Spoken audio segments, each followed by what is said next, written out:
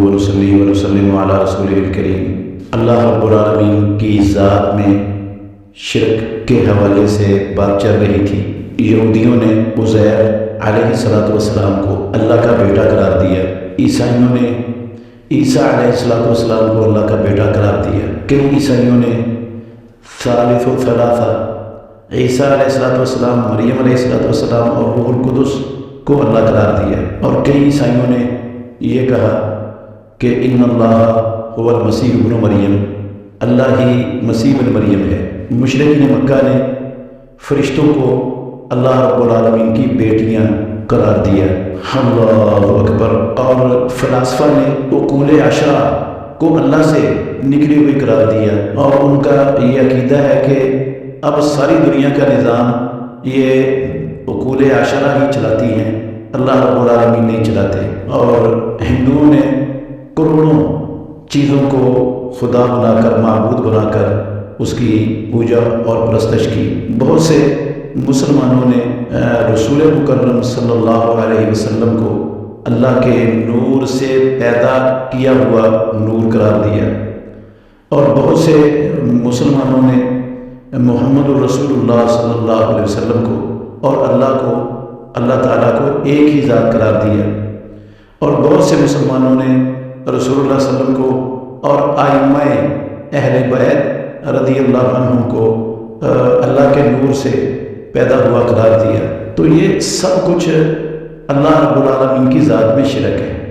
قرآن مجید بھرا پڑا ہے، اللہ رب العالمین نے ان تمام نظریات کا رد کیا ہے۔ فرمایا رب العالمین نے قل هو اللہ احد، اے محمد صلی اللہ علیہ وسلم آپ کہہ دیجئے اللہ رب العالمین، اللہ وہ ایک ہے، وہ ایک ذات ہے، وہ دو ذاتیں نہیں ہیں، وہ تین ذاتیں نہیں ہیں، اللہ کی ذات میں کوئی تعدد نہیں ہے۔ اللہ الصمد، وہ بے نیاز ہے، لم یلد، اس نے کسی کو جنا نہیں ہے، اس کی کوئی اولاد نہیں ہے، ولم یولد، اس کا کوئی مائی باپ بھی نہیں ہے، ولم یکن لہ کفوا احد، اس کا کوئی ہمسر اور شریک ہے ہی نہیں۔ تو اللہ رب العالمین نے ان تمام شرکیہ، کفریہ اور باطل عقائد کی اس چھوٹی سی صورت میں مکمل طور پر بیف پوری کر کے رکھ دی۔ اس طرح اللہ رب العالمین نے فرمایا وَقَالُوا اتَّخَذَ اللَّهُ وَلَدًا سبحانہ، انہوں نے کہا کہ اللہ رب العالمین نے اولاد بنائی ہے، سبحانہ، حالانکہ اللہ رب العالمین اولاد سے پاک ہے، بل لہ ما فی السماوات والارض، بلکہ اس اللہ ہی کے لیے ہے جو کچھ آسمانوں میں اور زمین میں ہے، کل لہ قانتون، اور سب کے سب اللہ رب العالمین کے فرما بردار ہیں۔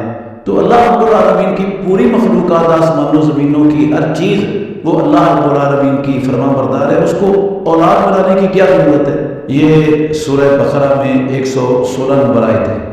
اور ایک مقام پر اللہ رب العالمین نے فرمایا وَجَعَلُوا لِلَّهِ شُرَكَاءَ الْجِنَّ، اور انہوں نے جنوں کو اللہ رب العالمین کا شریک ٹھہرا دیا۔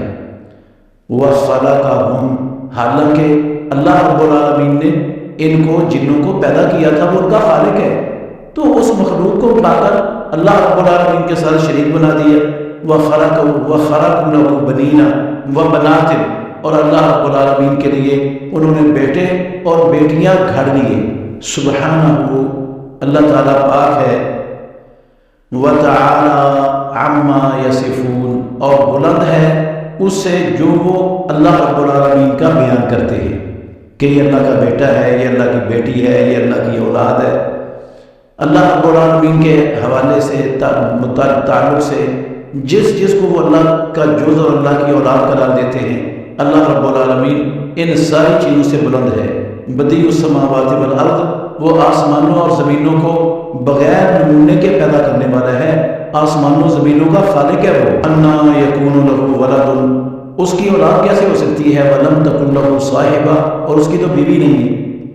وخلق کل شیء، اور اللہ رب العالمین نے ہر چیز کو پیدا کیا ہے، وہ ہر شے کا خالق ہے۔ وہو بکل شیء علیم، اور اللہ تعالیٰ ہر چیز کو خوب جاننے والا ہے۔ یہ سورہ الانعام کی 100 اور 101 نمبر آیت ہے۔ اس میں اللہ رب العالمین نے ان باطل نظریات کے حامل تمام لوگوں کا رد کرتے ہوئے کہا کہ اللہ رب العالمین کی اولاد کیسے ہو سکتی ہے، اس کی تو بیوی نہیں ہے، اور اولاد بیوی کے بغیر ہوتی نہیں، اور اگر اس نے بیوی کے بغیر پیدا کیا ہے، جس طرح آدم علیہ السلام کو پیدا کیا ہے یا آسمانوں و زمینوں کو پیدا کیا ہے، تو وہ اللہ کی مخلوق ہے، وہ اولاد ہو ہی نہیں سکتی۔ تو بھرا پڑا ہے قرآن مجید اس طرح کی آیات سے جن میں اللہ رب العالمین نے ان کا یہ باطل نظریہ ذکر کیا، اور ہر جگہ پر باطل نظریہ ذکر کرنے کے بعد اللہ رب العالمین نے کہا سبحانہ، اللہ رب العالمین کی ذات ان نقائص سے، یہ نقائص ہیں، یہ عیوب ہیں، اور پروردگار کی ذات ان نقائص سے، ان عیوب سے پاک ہے۔ اولاد کی ضرورت انسان کو ہوتی ہے، اللہ رب العالمین محتاج نہیں ہے کسی کا کہ اس کو اولاد کی ضرورت پڑے۔ اس لیے یہ قرآن مجید میں اللہ رب العالمین نے اس نظریے کا خوب بیخ کنی کی ہے، لیکن اس کے باوجود مسلمان ہیں کہ وہ اللہ رب العالمین کے قرآن کو نہ پڑھتے ہیں، نہ اس پر غور کرتے ہیں، نہ سمجھتے ہیں۔ اگر سمجھ آ بھی جائے تو اس کو ماننے کے لیے تیار نہیں ہوتے۔ دیکھیں کتنے صاف الفاظ میں اللہ مالک الملک نے کہا وَجَعَلُوا لَهُ مِنْ عِبَادِهِ جُزْءًا، اور لوگوں نے اللہ کے بندوں میں سے اللہ کا جز بنا دیا، اللہ کے نور کا ٹکڑا بنا دیا، اللہ کی اولاد بنا دیا، اللہ سے نکلا ہوا بنا دیا۔ وَجَعَلُوا لَهُ مِنْ عِبَادِهِ جُزْءًا، انہوں نے اللہ رب العالمین کے بندوں میں سے اللہ کا جز بنا دیا۔ ان الانسان لکفور مبین، اللہ رب العالمین کہتے ہیں یقیناً انسان تو کھلا کھلا نافرمانی کرنے والا ہے، کفر کی رائے اختیار کرنے والا ہے، کفر والا عمل کرنے والا ہے۔ تو اللہ رب العالمین کا کوئی جز ہے ہی نہیں، تو اللہ کے نور سے کیسے پیدا ہو گیا؟ اس لیے محترم ناظرین، سامعین حضرات، یہ چند آیتیں ہیں جو میں نے آپ کے سامنے پیش کی ہیں۔ یہ جتنے بھی معبود دنیا میں انسانوں نے بنائے ہوئے ہیں اللہ رب العالمین کے سوا، ان سب کی نفی اللہ رب العالمین نے اس میں کر دی ہے۔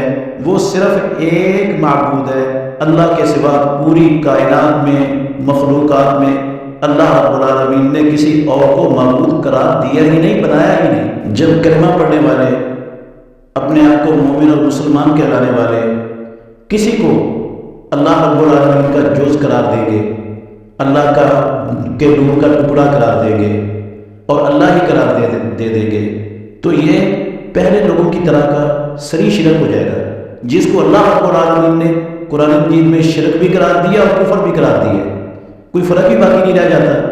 جو عقیدہ ان کا تھا وہی عقیدہ آج کلمہ پڑھنے والے لوگوں نے اختیار کیا ہوا ہے۔ حدیث ہے صحیح بخاری شریف میں، ابو ہریرہ رضی اللہ عنہ حدیث ہے صحیح بخاری میں 4974 نمبر حدیث ہے۔ ابو ہریرہ کہتے ہیں کہ رسول مکرم صلی اللہ علیہ وسلم نے فرمایا، اللہ تعالیٰ فرماتے ہیں، یہ حدیث قدسی ہے، کذبنی و شتمنی ابن آدم، ابن آدم نے مجھے جھٹلایا ہے اور مجھے گالی دی ہے۔ ولم یکن لہ ذالک، حالانکہ ابن آدم کی شان کے لائق تھا ہی نہیں ہے کہ وہ میری تکذیب کرتا اور مجھے گالی دیتا، اور اس کا اللہ رب العالمین نے فرمایا فاما تکذیبہ ایایا، اس کا میری تکذیب کرنا، وہ یہ اس کی صورت یہ ہے فقولہ، اس کا یہ کہنا کہ لن یعیدنی، اللہ رب العالمین مجھے مارنے کے بعد دوبارہ نہیں لٹائے گا، جبکہ میرے لیے دوبارہ لٹانا وہ پہلے سے پیدا کرنے سے بھی زیادہ آسان ہے، اور اس کا مجھے گالی دینا یہ ہے کہ وہ کہتا ہے میری اولاد ہے، اور اللہ فرماتے ہیں وَأَنَا الْأَحَدُ الصَّمَدُ لَمْ أَلِدْ وَلَمْ أُولَدْ، میں ایک ہوں، بے نیاز ہوں، میں نے نہ کسی کو جنم دیا ہے اور نہ میں خود جنم دیا گیا ہوں، نہ مجھ سے کوئی نکلا ہے۔ وَلَمْ يَكُنْ لِي كُفُوًا أَحَدٌ، اور میرا کوئی شریک نہیں ہے، ہمسر نہیں ہے، برابر نہیں ہے۔ اس کے باوجود آدم کا بیٹا وہ مجھے گالی دیتا ہے اور میری اولاد قرار دیتا ہے۔